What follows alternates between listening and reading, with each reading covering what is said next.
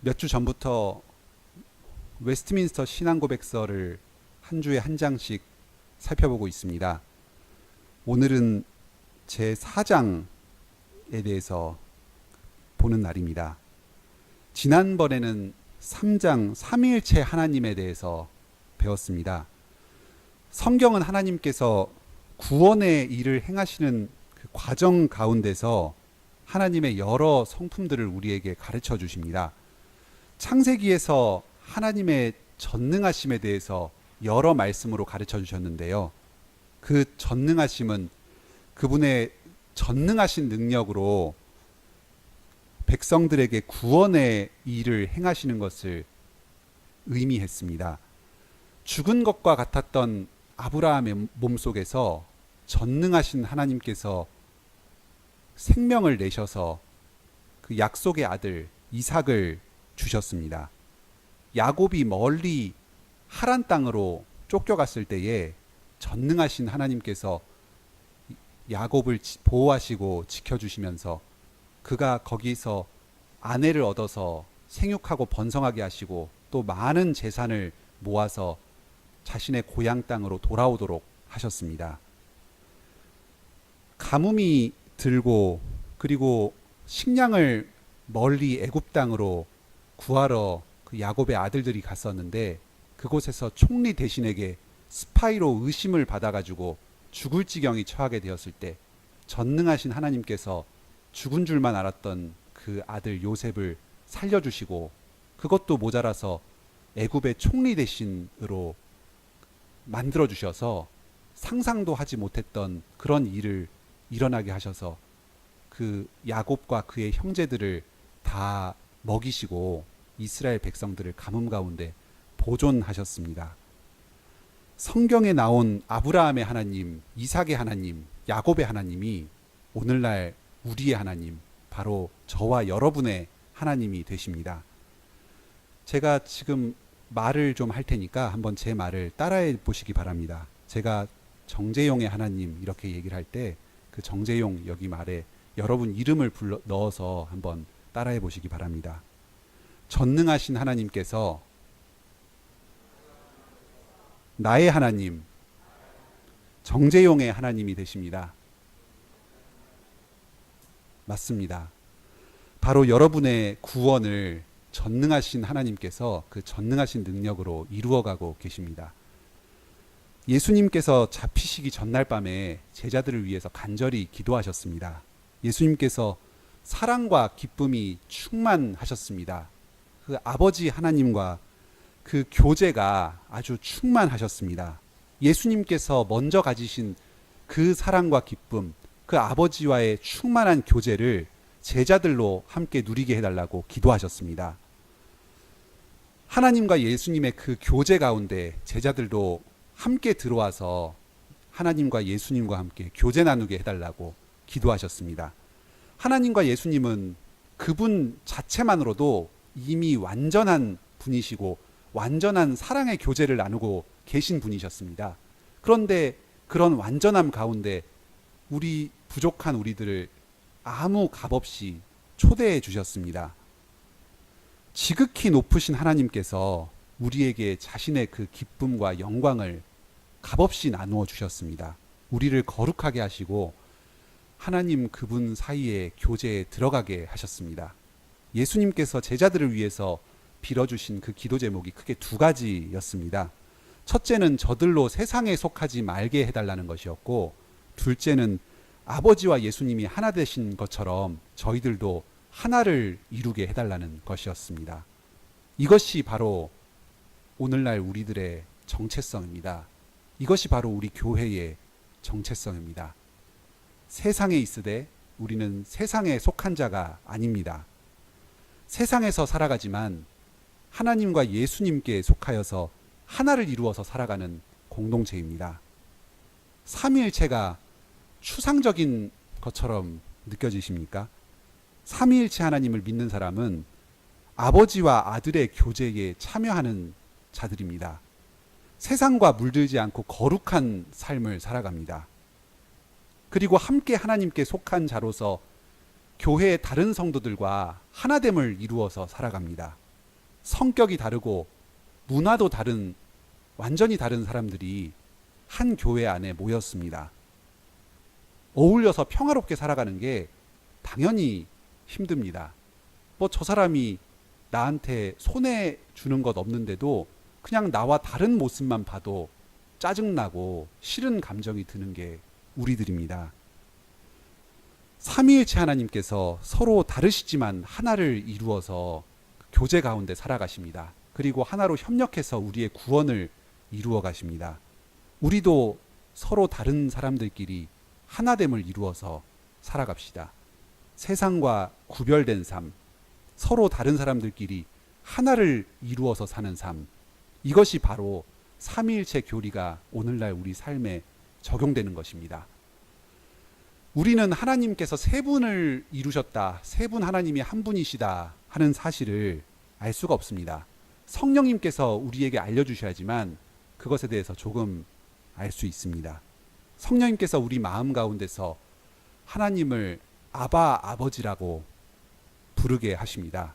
예수님하고 연합시켜서 하나님의 아들이 되게 하십니다. 그러니까 우리는 아버지 하나님이 계시고 또 아들 하나님이 계시다는 것을 그 성령님께서 우리 마음 가운데 하나님을 아버지라고 부르게 하셔서 그래서 압니다. 지금 예수님께서 우리 곁에 계시지 않습니다. 하늘에 계십니다. 하지만 우리 마음 가운데서 증언하는 분이 계십니다. 우리가 예수님을 하나님이요 구주로 고백할 때에 성령 하나님께서 우리 마음 가운데서 그 일을 행하십니다. 삼위일체 교리는 사람이 생각해서 나온 허황된 것이 아닙니다. 우리가 예수님을 구주요 하나님으로 고백하는 것 그 자체가 바로 삼위일체 하나님께서 계시다는 증거입니다. 삼위일체 하나님께서 일하셔서 우리를 그분의 그 신비한 교제 안으로 들어가게 하십니다. 하나님을 아버지로 부르고 또 예수님께서 누리시는 모든 복을 우리도 함께 누리면서 살아가게 하십니다. 구원의 은혜 안에서 그 은혜를 누리면서 삼위일체 하나님을 찬양합시다. 이제 오늘 신앙 고백 내용을 살펴보겠습니다. 여기 헌법 다 있으시죠? 여기 신앙 고백서 4장 3장 하나님의 영원 작정 한번 읽겠습니다. 헌법 43쪽입니다.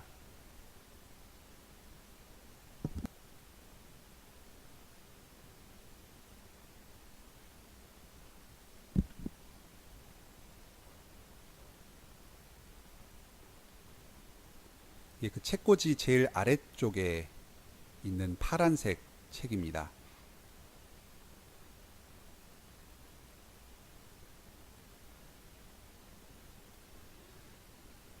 신앙고백서 43쪽 제3장 하나님의 영원 작정입니다. 제가 1절과 2절 읽겠습니다.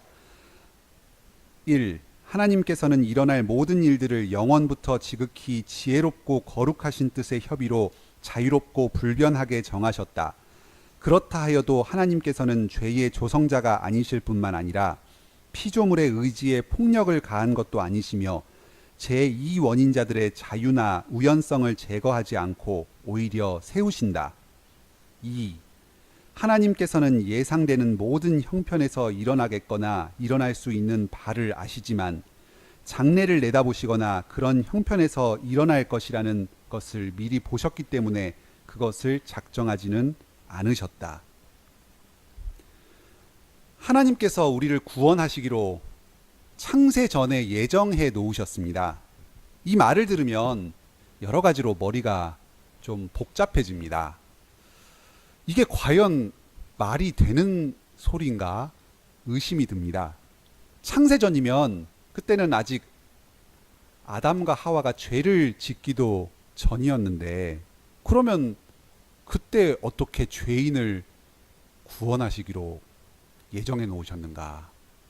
그러면 하나님께서 죄를 짓는 것도 같이 예정해 놓으셨다는 말인가 싶습니다.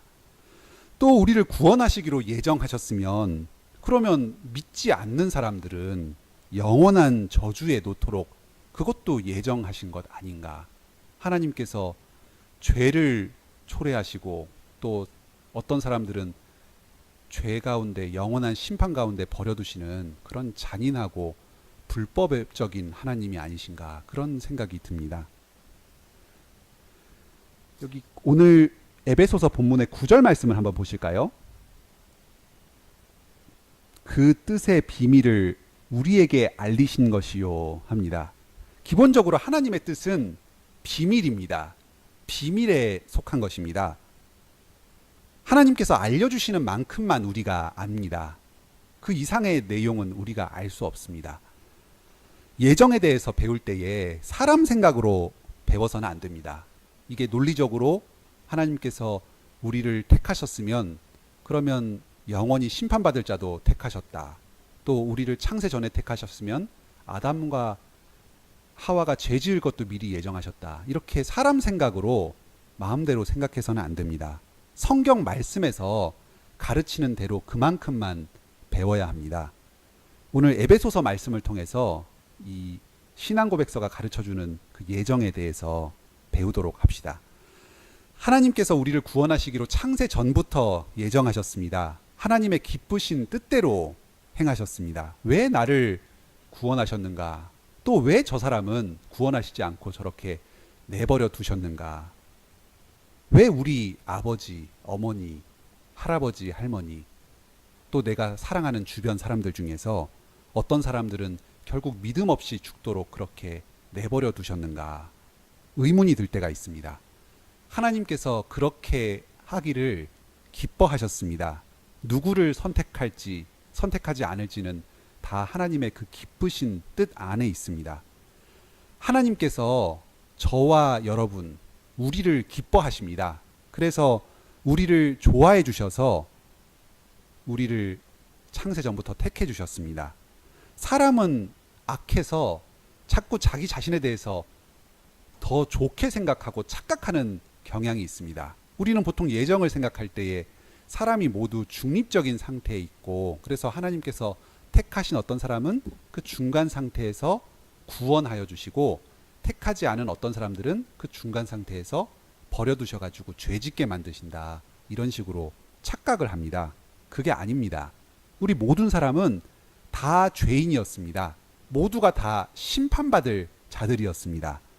하나님의 원수들이었습니다. 그런데 하나님께서는 그들 중에서 모두를 다 버려두지 않으시고 어떤 사람들은 택하셨습니다. 좋아해 주셨습니다. 그래서 그 사람들을 그 심판 가운데 버려두지 않으시고 택하셔서 구원해 주신 것입니다.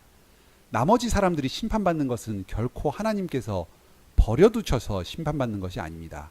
그들 자신이 하나님 앞에 죄를 지었기 때문에 그 정당한 죄값을 받는 것입니다. 그래서 심판받는 겁니다.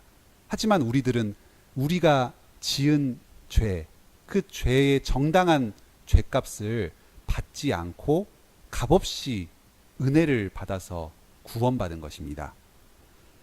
하나님께서 죽을 죄인 중에서 어떤 사람들을 선택하셨다는 것 자체가 하나님께서 참 자비한 분이시라는 걸 보여줍니다. 하나님께서 우리를 택하시고 구원해 주신 것이 바로 내 원수를 사랑하라 하신 그 가르침을 직접 몸소 실천하신 것입니다. 모범을 보이신 겁니다. 왜 누구만 택하고 누구를 버려두느냐 하는 것은 마치 왜 모든 원수를 용서해 주지 않고 일부만 용서해 주냐, 그런 질문을 하는 거나 똑같은 말입니다. 우리는 내 이웃, 내가 아는 사람 중에 한 사람이라도 버려진다면 그건 악한 일이라고 생각합니다. 얼마나 자기 중심적인지 모릅니다.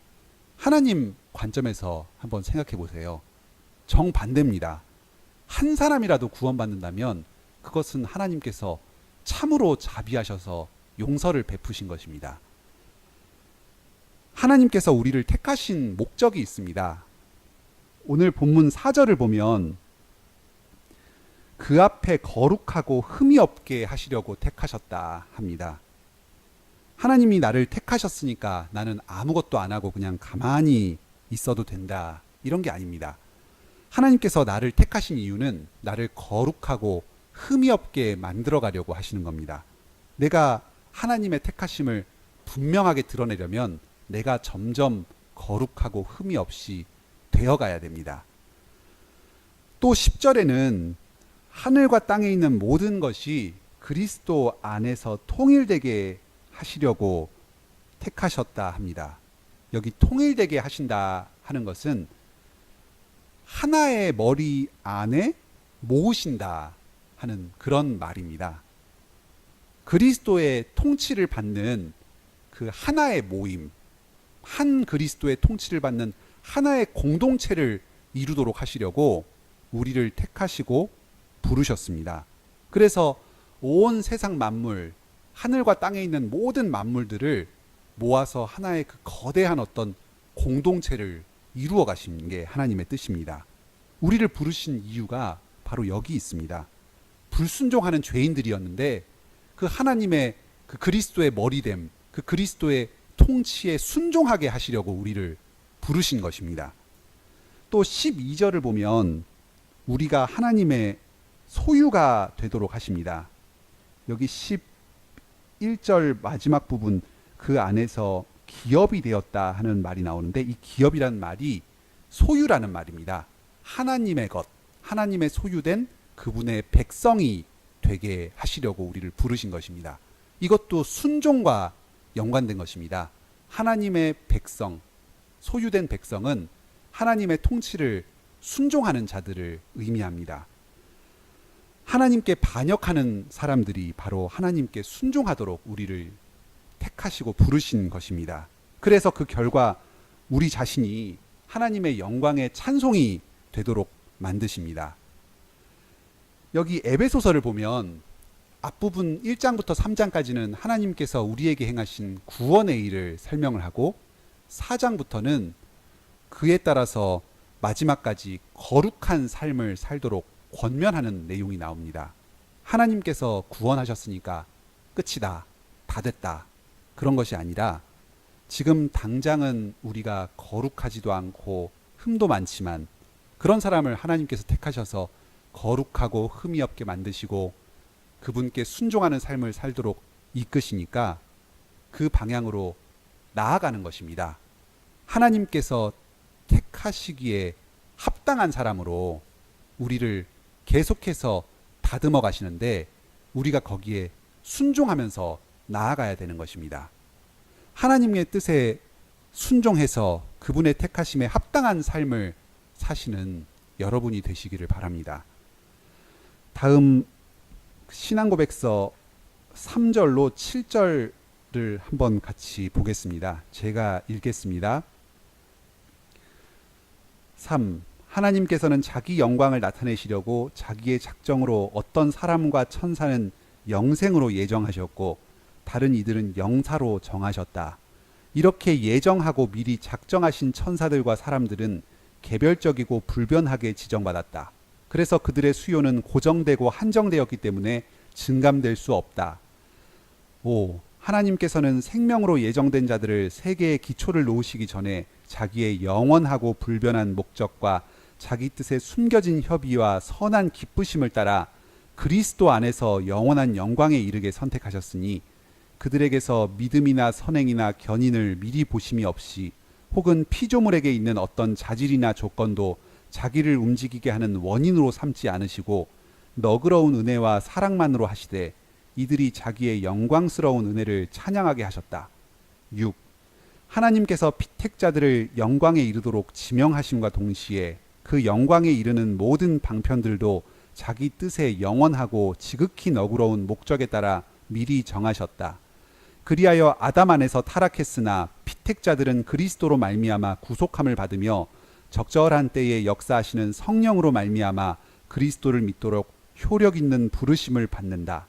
이들은 성령의 능력으로 말미암아 구원에 이르는 믿음으로 말미암아 의롭다함을 받고 자녀로 입양되어 거룩하여지고 보호받는다. 피택자들 위에는 누구도 그리스도로 말미암아 구속함을 받거나 효력 있는 부름을 받거나 의롭다함을 받고 자녀로 입양되어 거룩하게 되거나 구원을 받지 못한다. 7. 나머지 인류를 하나님께서는 스스로 기뻐하시는 대로 자비를 베푸시거나 그 자비를 거두시는 자기 뜻에 측량할 수 없는 협의를 따라 만물 위에 가지신 자기의 주권적 능력의 영광을 위하여 자기의 영광스러운 공의가 찬양받도록 그들을 지나쳐 버리시고 그들이 자기들의 죄로 인해 부끄러움과 진노에 떨어지도록 작정하시기를 기뻐하셨다.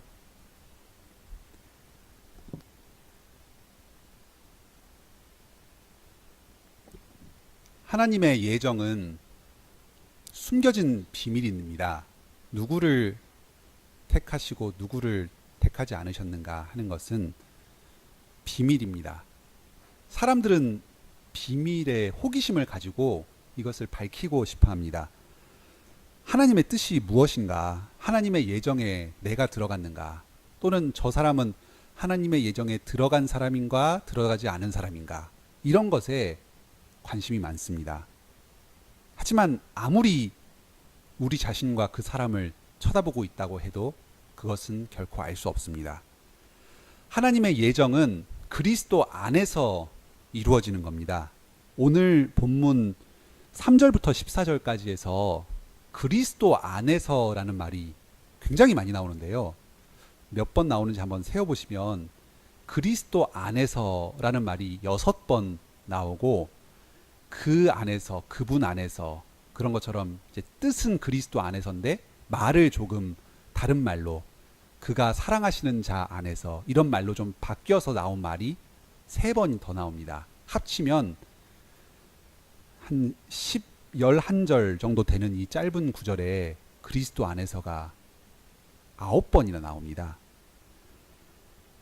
하나님께서 우리를 택하신 것, 우리를 예정하신 것이 또 그리고 그 예정대로 우리를 실제로 구원해 주시고 그래서 그 구원을 끝까지 이루셔서 우리를 거룩하고 영광스럽게 변화시키시는 것, 이런 것이 전부 그리스도 안에서 이루어지는 일입니다.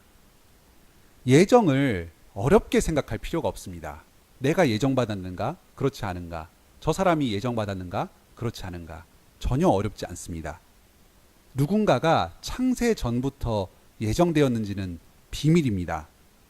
하지만 이 비밀이 바로 우리가 지금 예수 그리스도를 믿는 것으로 드러납니다. 비밀이 밝혀지게 됩니다. 여러분이 지금 예수 그리스도를 믿고 주로 고백하신다면 여러분은 창세 전부터 예정받은 사람입니다.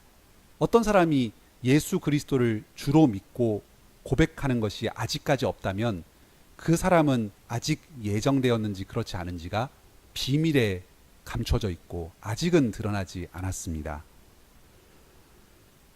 예수님께서 그분의 뜻의 비밀을 알게 하시고 또 우리에게 구속과 제사함을 얻게 하십니다. 이 그리스도를 통해서 예정의 비밀이 드러납니다.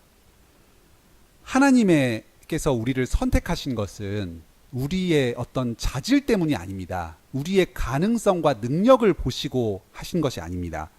여러분이 어떤 사람인가, 성품이 어떤가, 능력이 어떤가, 과거 삶의 방식이 어떤가, 이런 것은 아무 근거가 되지 못합니다. 우리가 태어나기도 전에, 모태에서부터, 심지어 창조되기도 전에, 창세 전부터 하나님께서 여러분을 택하셨습니다. 그리스도 안에서 양자 삼기로 미리 예정해 두셨습니다. 이것은 오직 은혜로 이루어진 일입니다. 내 안에 있는 어떤 것을 전혀 보지 않고 이루신 것입니다. 하나님의 그 자비하심, 그 은혜 베푸심이 이 예정 안에서 풍성하게 이루어집니다. 예정은 하늘에서 떨어진 어떤 것이 아닙니다. 갑자기 어느 날 내가 살고 있었는데 하나님께서 예정하셔서 나를 구원하셨다. 이렇게 그 예정이 찾아오지 않습니다. 예정이 이루어지고 우리를 하나님의 영광으로 인도하시는 수단을 하나님께서 또한 정해 놓으셨습니다. 그 수단을 통해서 우리에게 그 예정을 실제로 적용시키십니다. 여기 13절에 그 수단이 나옵니다. 예수 그리스도 그분, 그리스도 안에서 너희도 진리의 말씀, 곧 너희의 구원의 복음을 듣고 그 안에서 또한 믿습니다. 그래서 바로 너희가 그 예정 안에, 택하심 안에 실제로 들어오게 됩니다. 그것이 이루어지게 됩니다.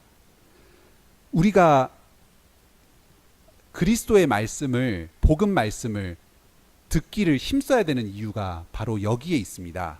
여러분의 예정이 이 교회에서 선포되는 그리스도의 말씀을 통해서 여러분에게 이루어집니다.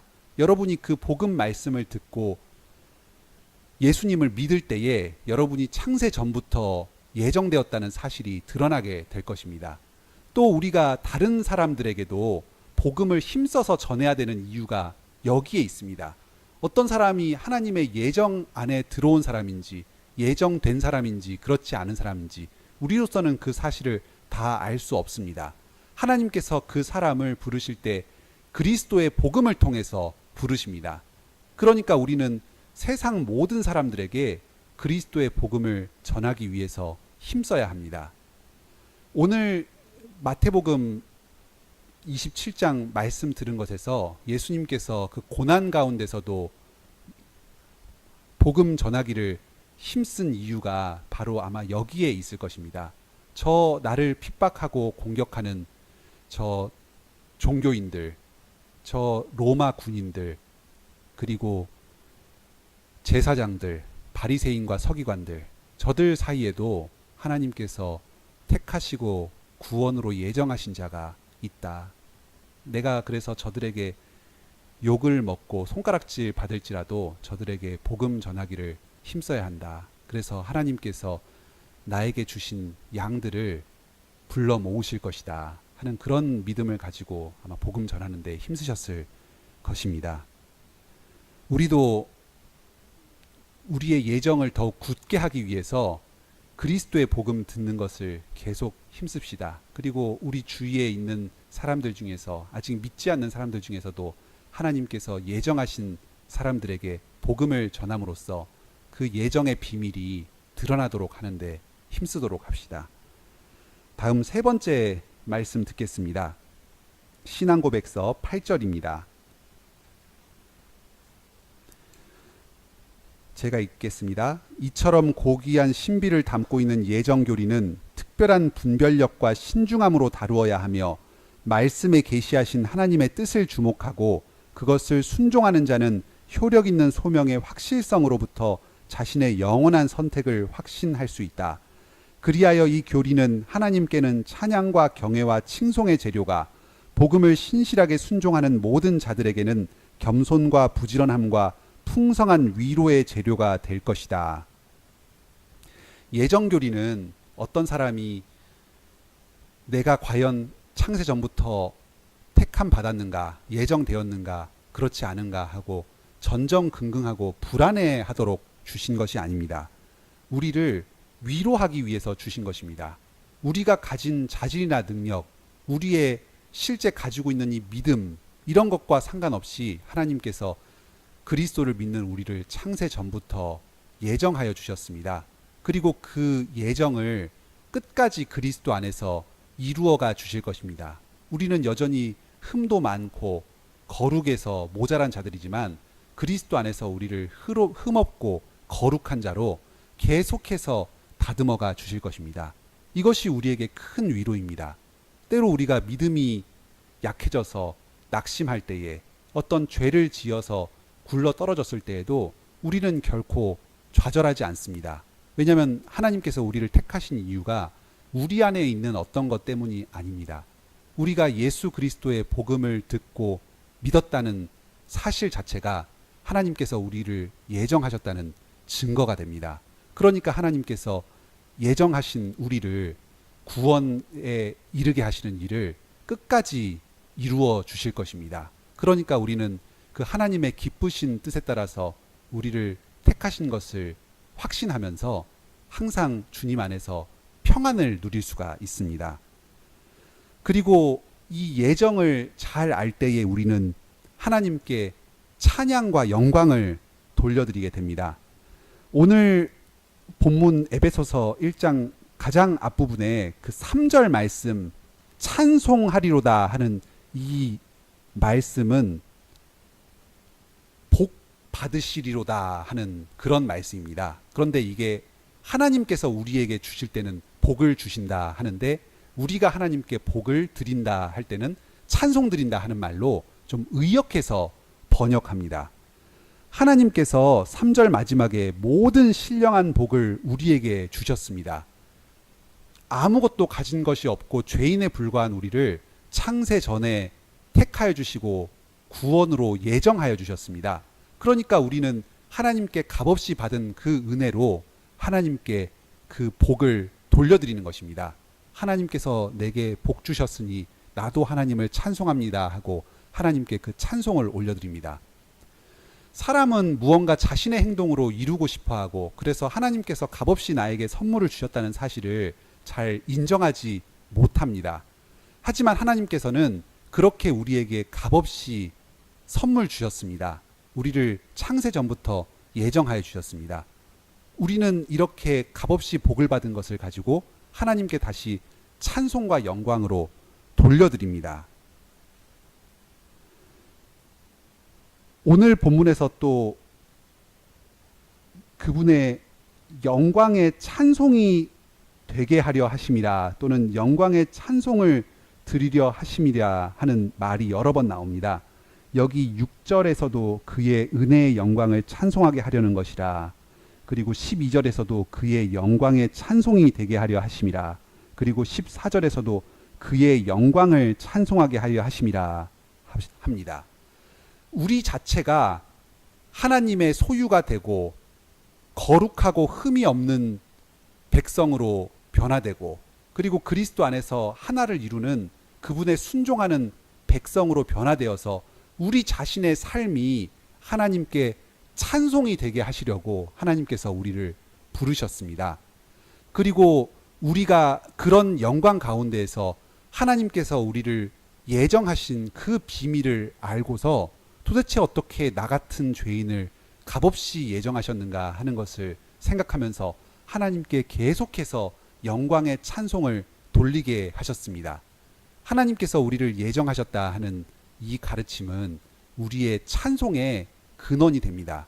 이 가르침을 잘 배웠으니까 오늘 마음에 깊이 새겨서 항상 나에게 값없는 구원의 은혜를 주신 하나님을 찬송하는 것이 여러분의 삶에 넘치시기를 바랍니다. 말씀을 맺겠습니다. 에베소서 말씀에서는 가장 먼저 1장에서 하나님께서 우리를 창세전에 예정하셨다, 그리고 그 구원의 일을 행하셨다 하는 것을 가르쳐 주십니다. 그리고 이 뒷부분에서는 그렇게 예정되어서 그리스도 안에서 구원의 은혜 안으로 들어온 사람으로서 우리가 어떻게 살아야 하는가 하는 것을 가르쳐 줍니다. 그 중에 한 말씀 같이 읽도록 하겠습니다. 에베소서 5장 1절로 2절입니다.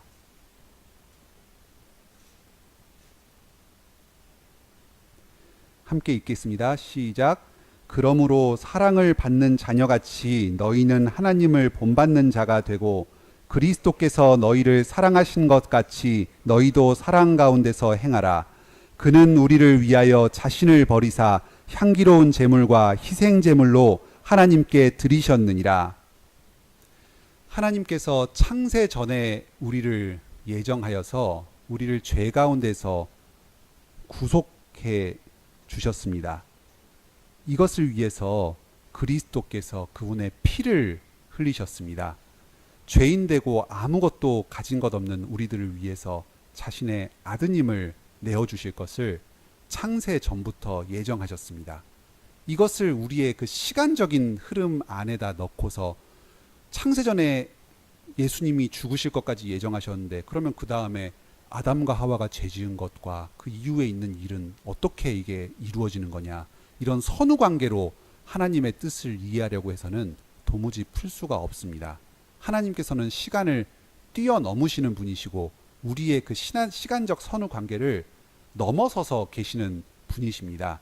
우리에는 과거와 현재와 미래가 있지만 하나님께는 과거도 없고 현재도 없고 미래도 없으시고 영원하신 분이십니다. 그래서 아담과 하와가 죄 지은 것과 창세 전에 예수 그리스도께서 우리의 죄를 속량하시기 위해서 십자가에 못 박혀 죽으실 것이 미리 예정된 것이 어떻게 선후 관계가 이루어져 있는지 우리로서는 다 알 수 없습니다. 하지만 하나님께서 그렇게 창세전에 예정하셨습니다. 예수 그리스도께서 죄인된 우리를 위해서 자신의 목숨을 내어주시는 것이 창세전에 예정되어 있었습니다. 하나님께서 아들을 내어주시고 예수님께서 자기 몸을 내어주시는 큰 사랑을 우리를 위해서 베풀어 주셨습니다. 그래서 이 예정 안에 들어와 있는 성도가 이 예정을 실제 삶에 적용하는 것은 바로 하나님과 예수 그리스도의 사랑을 본받아서 우리도 우리의 이웃을 사랑하는 것이라고 에베소서 본문에서는 가르쳐 줍니다. 에베소서에서는 지금 그 에베소 교회의 유대파 그리스도 기독교인과 그 헬라파 기독교인들 사이에 큰 충돌이 있었습니다. 유대파 그리스도인들은 이 헬라파 그리스도인들이 할례를 받고 또 성전에서 절기를 지켜야 된다, 이런 것들을 요구하면서 불만을 표시했고, 그리고 그 사람들에게 율법을 강요했습니다. 그런데 헬라파 그리스도인들은 또 거기에 대해서 이제 쉽게 융화가 되지 못하고, 그래서 그 교회 안에서 파벌이 생겨서 큰 갈등이 있었습니다. 지금 이 에베소서 말씀은 이 유대파와 헬라파로 나눠져 있는 그 교회가 그리스도께서 원수를 위해서 자신을 내어주신 그 사랑으로 하나 될 것을 권면하고 있습니다. 서로가 원수와 같고 정말로 자기 문화로는 이해되지 않는 그 사람들이 예수 그리스도의 사랑으로 하나 되도록 권면하고 있습니다. 오늘날도 우리가 마찬가지이겠습니다. 우리가 살아가면서 교회 안에서 함께 만나는 그 형제, 함께 하나님 안에서 예정받아서 구원받은 그 형제들 가운데서 참 죄인들이 있고 나로서는 도무지 용납할 수 없는 그런 못난 사람들이 있습니다. 이 사람들을 하나님과 예수님께서 나를 사랑하여 주셨듯이 바로 그 원수를 사랑하시는 그런 사랑으로 내 이웃을, 내 이웃된 원수를 사랑하는 것이 바로 적용입니다. 바로 앞에서 5장 1절 2절 그 바로 앞에서 4장 31절 32절 부분에서도 서로에게 악한 마음을 품지 말고 불쌍히 여기고 용서하기를 하나님께서 그리스도 안에서 너희를 용서하심과 같이 하라 합니다. 우리는 이 말씀을 보면서 예수님께서 그 십자가에 못 박혀 죽으실 때에 그 이스라엘 백성들을 향해서 행하셨던 용서와 사랑을 봅니다. 그분께서는 이스라엘 백성들이 자신을 향해서 욕을 하고 조롱할 때에도 그 사람들에게 성내지 않고 그 모든 비난을 다 스스로 받으시면서 하나님의 뜻을 이루기 위해서 끝까지 행하셨습니다. 그러면서 그들을 위해서 불쌍히 여기시고 그 기도하시고 또 권면하시고 하면서 하나님의 말씀을 자신의 원수들에게 전하는 데 힘썼습니다. 우리도 어떤 내가 참으로 싫어하는 사람, 이런 사람들이 있을 수 있습니다. 교회 안에도 있을 수 있고 사회에도 있을 수 있습니다. 하나님께서 그 사람을 택하셨는지 하는 것이 하나님의 말씀을 들음으로써, 그리스도의 복음을 들음으로써 이루어집니다. 우리가 우리의 원수된 사람들에게 베풀 수 있는 가장 큰 사랑은 우리의 말과 행동으로 그리스도의 복음을 그 사람들에게 가르치고 전하는 것입니다. 그래서 그 사람들 또한 하나님의 그 예정하심, 그 부르심 가운데에 그리스도를 믿는 믿음으로 함께 들어와서 하나의 공동체가 되도록 이루도록 초청하는 일입니다. 여러분의 삶 가운데서 이러한 하나님의 예정의 열매가 풍성하게 맺히기를 축원합니다. 함께 찬송 부르시겠습니다.